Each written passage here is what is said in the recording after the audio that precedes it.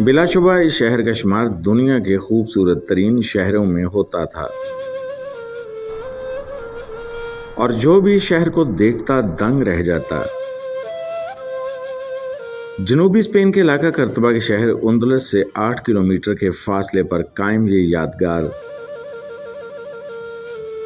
اور دل فریب شہر صرف 70 برس قائم رہا۔ ہم بات کر رہے ہیں اساطیری شہر مدینۃ الزہرا کی۔ اسے عربی میں مدینۃ الزہرا کہتے ہیں، جس کا مطلب ہے روشن شہر۔ اس کو مسلم ریاست اندلس کے شہزادے اور خلیفہ سوئم عبد الرحمن نے تعمیر کروایا۔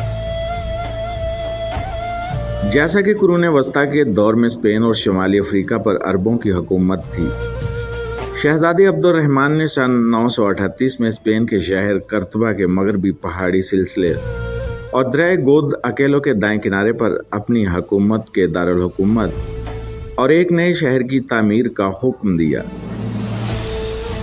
یقیناً اس کا شمار دنیا کے خوبصورت ترین شہروں میں ہوتا ہوگا۔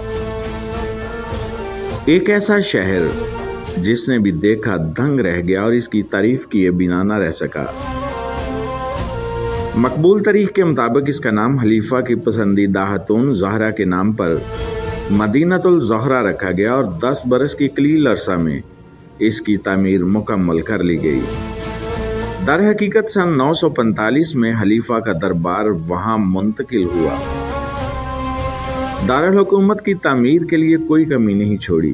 بعض ذرائع کا کہنا ہے کہ مدینہ الزہرا کی تعمیر میں تقریباً 10,000 مزدوروں نے کام کیا اور روزانہ 6,000 پتھر کے بلاکس لگائے گئے، اور تقریباً 68,000 کلو تک چونے اور پلستر کا استعمال کیا گیا، جس کو 1500 گدھوں اور خچروں کی مدد سے لایا گیا۔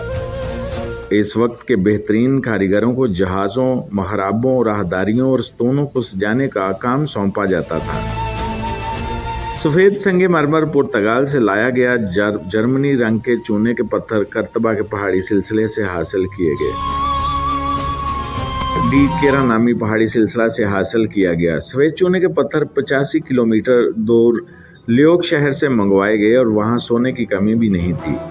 مدینہ الزہرا کے آثار قدیمہ کے ڈائریکٹر البرٹو موئنجیٹو نے BBC کو بتایا کہ یہ شہر خلافت کی طاقت کی ترجمانی کرتا تھا، لہٰذا اس شہر میں ہر چیز کو بھرپور شان و شوکت دکھانے کے لیے بنایا گیا۔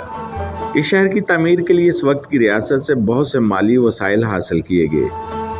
اس وقت خلافت کا سالانہ بجٹ تقریباً 40 سے 50 لاکھ درہم تھا، اور مدینہ الزہرا کی تعمیر کے لیے اس کا 1/3 استعمال کیا گیا۔ زمین کی ناہمواری کا فائدہ اٹھاتے ہوئے شہر کو 3 سطحوں پر تعمیر کیا گیا۔ سب سے اوپر خلیفہ وقت الرحمن کی شاہی رہائش گاہ کو انتہائی مہارت سے کی گئی کشیدہ کاری سے سجاوٹ اور شاندار ستونوں کے ساتھ تعمیر کیا گیا، جہاں ایک بڑے اور اونچے دالان سے خلیفہ پوری شان و شوکت اور جاہ و جلال کے ساتھ شہر پر نظر رکھ سکتا تھا اور دور تک دیکھ سکتا تھا۔ شہر کی دوسری سطح پر حکومتی عمارات اور اہم درباریوں کے گھر تھے، اور سب نچلی سطح پر عوام اور سپاہیوں کے گھر، مساجد، باغات اور حمام تھے۔ مدینہ الزہرا کی شان و شوکت اور دولت کا یہ عالم تھا۔ اس کی تعمیر کے محض 15 برس بعد ہی اس کے کچھ حصوں کو گرا کر ان کی جگہ نئے بڑے اور مزید پرتعیش حصے تعمیر کیے گئے۔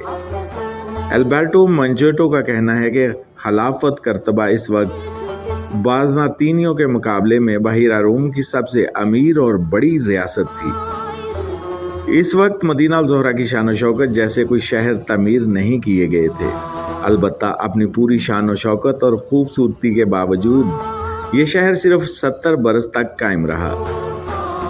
سن 976 میں اس وقت کے خلیفہ الحاکم دوئم، جو اس شہر کو تعمیر کرنے والے خلیفہ سوئم عبد الرحمن کے بیٹے اور جانشین تھے، کی موت کے بعد اس شہر کا زوال اور بربادی شروع ہوئی تھی۔